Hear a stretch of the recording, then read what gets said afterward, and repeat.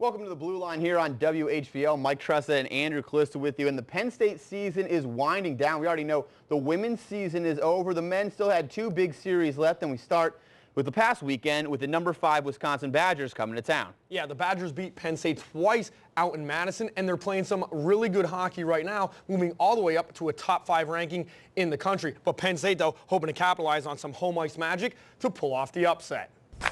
PJ Musical minding the net for Penn State. Second start in 3 games. Joe Rumpel, his counterpart, leading the Big Ten in win percent. Early first penalty props for the Lions. Bailey with the slash. He goes to the box. And ensuing power play, it's going to be Michael Mersch making the Lions pay. Shot, rebound, and what an effort by Mersch. His 20th of the year. 1-zip Badgers. State, though, looking to respond. Jacob Friedman is going to block that shot at the point, wins the race to the net, but Rumpel up to the task on the breakaway. More on that later. Musico on the other end, rising to the challenge. Mersch with a great pass right here off the spin move in front. Jefferson Dahl, but PJ aggressive and cuts down the angle for the save. Badgers, though, keep the pressure up. Nick Kurdelis is going to come in with the shot, blocked in front, but Tyler Barnes, right place, right time, beats Musico top shelf. 2-zip bad guys. Penn State, though, now on the attack. Bailey, the wraparound, no. Scheid whiffs on the putback. Rumpel doing everything right. Penn State, not so much. Ricky DeRosa called for tripping here. Delayed penalty for the Badgers. Rumpel off. Extra attacker on. Great puck movement right here. And Nick Kurdelis, the Ducks draft pick, puts the Badgers up 3-zip midway through the second. Penn State, though, is going to try to claw back into this, but Rumpel was a wall. First, Dylan Richard. Then, it's Tommy Olczyk right there. And finally, David Goodwin. Rumpel with 25 saves in this one. In the third, though, Casey Bailey finally lighting the lamp with his 8th of the year. Cuts the lead to 3-1. Final minute for Penn State. Do they have some magic? Extra attacker on. Richard, beautiful look to the slot, and Taylor Holstrom is going to deflect this one right past Rumpel. 3-2, 59 ticks left, but the Badgers would add an empty netter, and that's how this one would end. 4-2 Badgers as the Lions lose Game 1 for the 5th time in a series this season at home. I'm disappointed that we came out as flat as we did and unprepared to battle and execute, and they were very good that first period, but I give them credit, but I feel we weren't ready to do that. It's my responsibility, and that's got to change. I thought we caught up a little later to make it a game, but I thought we gave away the game in the first period. I thought that Penn State did a good job of, hey, this game isn't over. We're still here. We're playing, and that's what if I'm Coach Godowski, that's what I want. There was no quit. As Coach Godowski said, he was more disappointed with the slow start to the Game 1 than the hot finish for Penn State. It was a little bit too little, too late. Penn State, though, had the chance on Saturday to bounce back with a better effort in Game 2. And in Game 2, the Lions rocking some special uniforms to honor the military. They had a jersey auction, proceeds going to support the wounded warriors. And Penn State came out with that warrior mentality. Good chances early. Ricky DeRosa there, then just barely messing out on a breakaway attempt for Taylor Holstrom. Wisconsin able to knock it away, and the Badgers strike first. Eddie Wichko leaves it for Keegan Meyer, blasts a goal past Matt Scoff. 1-0. Penalties a killer for these teams. Tyler Barnes in the box for interference. Penn State, big conversion. Dylan Richard to David Glenn. Beautiful pass to Casey Bailey, salutes the crowd. Great celebration honoring the vets. Second period, same score. Penn State can't solve Joel Rumpel. No good there from Richard. Then Tommy Olczyk can't convert another breakaway. 41 saves for Rumpel. Badgers converting, though, on the shorthand. Mark Zangurley to Nick Kurdelis. Beautiful between the legs flick for the 2-1 lead. That hurts the Lions heading into the third, but Matt Scoff keeping it close, stopping Zangurley on the break. He had 26 saves, and with under 3, Kenny Brooks around the cage finally gets some good bounces for the Lions as his goal goes in to tie it. Penn State looking for that win in regulation. Eric Scheid, no chance with Rumpel there as he eats it up. The game goes to OT, and under 30 seconds left, Penn State falls asleep. Joe Faust all the way up ice as Zangurley goes to Kurdelis, back to Zangurley for the game winner. 3-2 overtime win. Tempers flared at the end of this one, but Penn State more upset. They let a chance for a point slip away. I thought we gave ourselves a chance to win, and I mean, I'm not disappointed in our effort at all. I'm disappointed in, 20 seconds left in overtime. That's a tough one to swallow, but we'll learn to win those. I mean, obviously it's tough. I thought overall we played a very good game as a team. and that's the frustrating part that we lost when we did that. We've gotten the confidence that we can compete with anybody, and I think we really, feel like we're going to start winning these games, and I feel like we're in all these games with these, number 1, number 5, all these top 10 teams, all these great teams that are in conference, and I think, we're disappointed we don't get the win, and that's what we're looking for. The stats from the series, Penn State, everything is good except in the goal category. Penalties, pretty even, and the Lions better than the Badgers on the PK, who came in actually tops in the conference. Penn State winning at the dots and the shot total. Good numbers, but no win or a point to show for it. And that's really the tough part and the disappointment that you heard the players talk about. They play such a good game and they have no point, no win to come away with. And that's really the problem, is the Lions still continue to not be able to come through when it counts. Yeah, and Coach Godowski talked about it. The team is battling so much right now. It's just they can't get over the hump, and that was actually his focus in this weekend's Sounding Off, presented by Ace Hardware, Upstate College.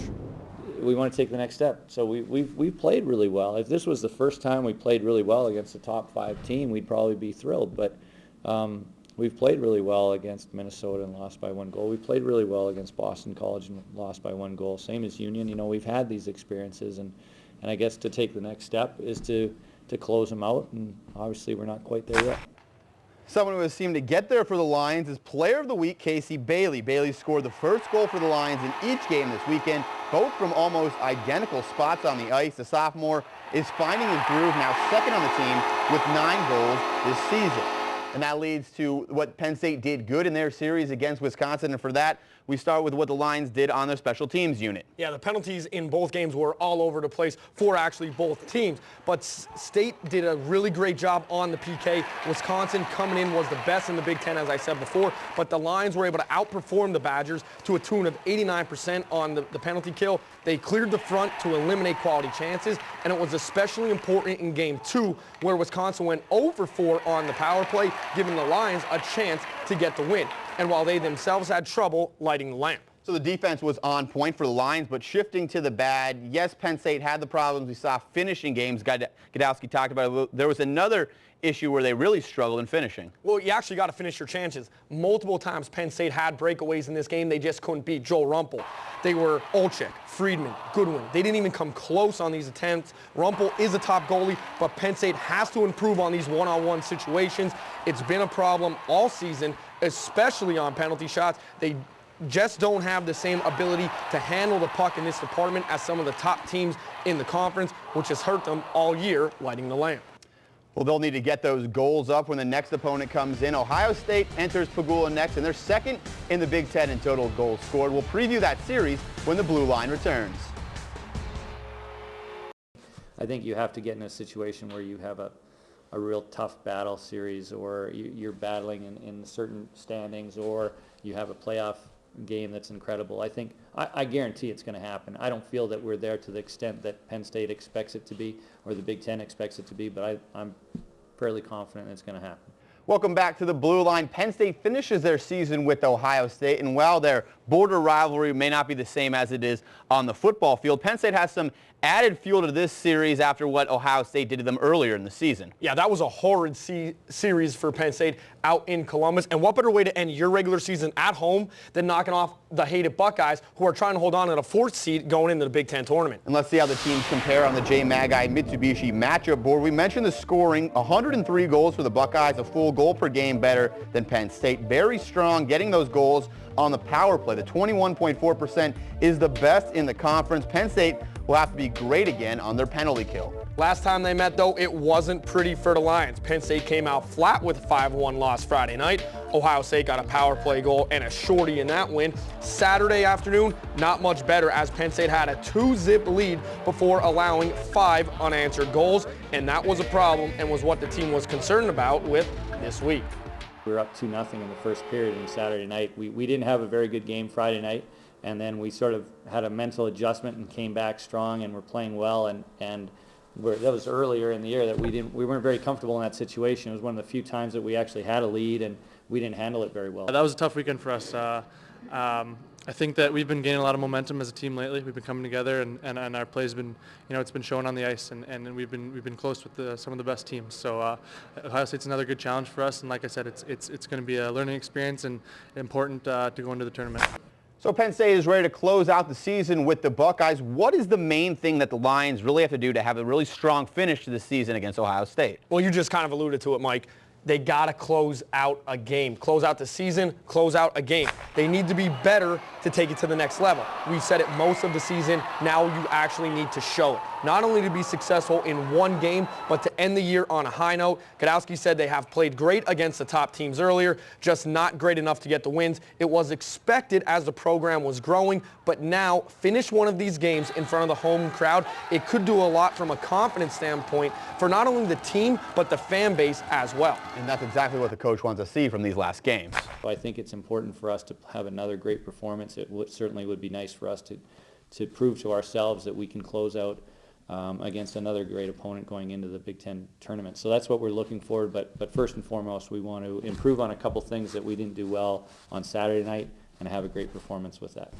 With the season winding down, PJ Musical is finally getting his chance to mind the net. The California kid has started 2 of Penn State's last 3 games, and Elise Murakowski caught up with him in this week's Player Profile. I'm here with junior goalie PJ Musico, and PJ, you had your first start here in Pagula this weekend. What was that like for you? Oh, it was fun. I mean, obviously it's great to play at home. It was the fans they're awesome, the best fans in college hockey right now, and it was just a blast to be out there. Penn State's pretty lucky, 3 competitive goalies. What's that competition level done for you and help you improve in your game? Oh, it's fun, really. Having 2 other goalies that challenge you every day in practice, and obviously coach makes it really competitive too, and it makes you a better player, and really battling for every puck in practice really transfers to the game. And last home weekend against Ohio State, a pretty big rival. What's going to be key for you guys to see success? I mean, we're just going to have to stick to the little things and make sure we complete our objectives properly. We had a couple defensive lapses in the second Wisconsin game, and it really affected the outcome of the game. So hopefully, if we can limit those, we'll be all right. Thanks very much, PJ. Awesome, thank you. Back to you guys. Thanks, guys. When we come back, we take a look back at the women's seasons with head coach Josh Brandwine, and we also take a peek to next year with the Frozen Apple. Don't go anywhere. The Blue Line will be right back. I'm sure that with the more exposure of the Big Ten, the more exposure of our hockey program, of our student body, of our university, that we'll get, we'll be able to attract better and better and better hockey players that fit us and fit our university. Welcome back to the Blue Line. Penn State continues to expand their brand, and next year that means heading to the Big Apple to play in the inaugural Frozen Apple against Cornell. We're lucky enough to be joined now by the Executive Vice President of MSG Sports, Joel Fisher. Joel, how did the decision to have this game come about? Well, Madison Square Garden, we have a long-standing commitment to college athletics as a whole. We've got a rich tradition, obviously, in college basketball. Starting today, the Big East tournament. In a couple of weeks, we have the NCAAs. A couple of years, we have the finals of the wrestling NCAA championships. And we've made a big commitment to college hockey as well. So when we looked at opponents that we thought would make a lot of sense, it just made a lot of sense with what's going on with Penn State to bring you guys here. Cornell's been here a number of years against BU, a couple years ago against Michigan. So we thought this would be a great matchup and a great matchup for the fans of college hockey. Joel, why does MSG have such a great commitment to college athletics? I mean, you guys have top brands in the Knicks and the Rangers already playing there. Why is the college brand so important to you guys? Well, the Knicks and Rangers, obviously, and the Liberty are important, extremely important to us. But, if we're going to consider ourselves and be called the world's most famous arena, it's not only for the teams that we have, but it's for the variety of events that we have. College sports is extremely important, concerts. The breadth of the events and the types of events we do are very, very important to us, and that's what makes us as special as we are. So college hockey and college sports overall fits right into that. Penn State and Cornell obviously have very large bases in New York City. What does it mean to have those 2 teams in this event? We think it means a great amount. Cornell, as you mentioned, has a great alumni base here, and they've done extremely well in the games that they have had here. Penn State, with the new hockey program, we know that they have great fans, and I think they must have the largest alumni base in New York City, and we know that they'll come out to support them. I remember a number of years ago when Penn State played in the NIT finals, and this entire building was white because everybody wore Penn State T-shirts, and I hadn't seen anything like it. None of us had seen anything like it in the NITs, the postseason NITs, in a long time. So we expect that same type of excitement to come for this hockey game. The fan base is extremely interested in making the trek down to New York City. Do you have any details on possibly any ticket packages that are going to be coming out for the game next year? No, we don't have anything yet. I mean, we're working on all the details for the game, and we'll put together all kinds of different packages. But at this point right now, there are no special packages. All right, Joel, thanks a lot for your time. Really appreciate you joining us, and we're looking forward to November, finally getting a chance to check out Madison Square Garden and the Frozen Apple. Yeah, we think it's going to be a great event, and we look forward to having all the Penn State fans fill up this building. Thanks a lot, Joel. The Penn State women's team ended their season in the first round of the CHA tournament. Josh Brandwein has had some time to reflect on the season, and he sat down with our Elise Murkowski to talk about Season 2 at the Division I level. I'm here with head coach Josh Brandwein, and Josh, you guys had a really exciting season, first year at a brand new arena. What was that experience like for you and the team? It was a fabulous experience. Honestly, from the day we moved in, the girls and the team are just so appreciative of being in this facility. You know, I go back to the move-in and the reveal of the locker room. We had girls crying in the locker room. Their level of gratitude just says so much about the culture of the program, and really, from day one, they've just been real appreciative of their facilities, the weight room, just everything that they have access to here. Makes for us as a coaching staff come to the rink great every day. And the season's just wrapped up. What was the highlight for you this season? I think there were a couple highlights. You know, we had some really good wins. We were really competitive all season. Certainly stepping out on the ice for the first time here as a team, both for practice in Pagula Arena, opening day, our first win in Pagula Arena. You know, even Shannon Yoxheimer scoring the very first goal, and just hearing that goal horn for us for the first time was really something special. And while the record may not show it, you guys grew so much this season. How does that help you going into next year and even forward into the program? Tremendous growth, especially during the second half of the season. And the metrics are all there, and they're all pointing in the right direction. We dropped our goals against average in the second semester as a team by half a goal. Our shot margins went up on a positive side for us by over 6 shots. So we were giving up less shots, we were generating more shots. We had 2 games where we generated over 40 shots on goal in league play, and that's a first for us in program history. And then you add the competitiveness, again, really for both semesters, but especially the second semester. 6 games went to overtime in the second semester. That's 35% of our schedule. So this group is right there, and we are so ready to break through next year. Thanks very much for your time, Josh. Happy to be here. Back to you guys. Thanks to you too. The ladies get right back to it next week with practice, and the Blue Line gets right back to it after this as we take a look across the Big Ten standings. We'll be right back. We've been improving a ton. I think the guys all know it, and the staff certainly recognizes it, and this is a fun place to play. So I certainly would like a few more before going in the Big Ten tournament. Welcome back to the Blue Lines, the last weekend of Big Ten Conference play. But before we take a look at how things stand, we'll take a look back at the big plays from the Wisconsin Series, starting with the Aaron's Amazing Save of the Week. Yeah, we go to Game 2, and we check out Matt Scoff keeping the Lions in it with saves like this. Marks and Gurley splits the D, gets all the way.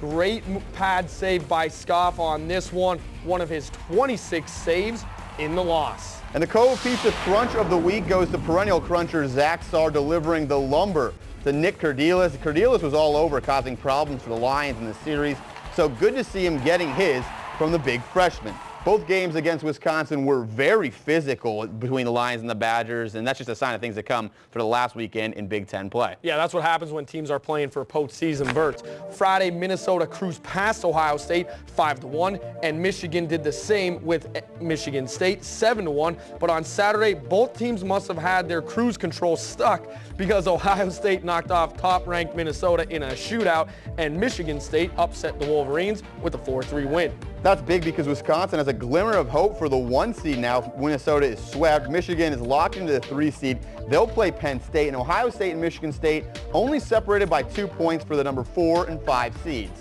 Spartans, they get to host number 5 Wisconsin. Tough task right there. While the Buckeyes, they're coming to Pagula, and number 1 Minnesota finishes the regular season at Yost, taking on Michigan. Pagula Ice Arena will fill up for the final time this weekend against the Ohio State Buckeyes, and for this week's Pagula Spotlight, we took a look at the game day operations staff that helped the arena function. When Pagula packs for games, it's not all fans. Some of the people are there to work. Penn State operations staffs 83 people for men's games. That includes ticket takers, greeters, door guards, and guest services, which include the ushers.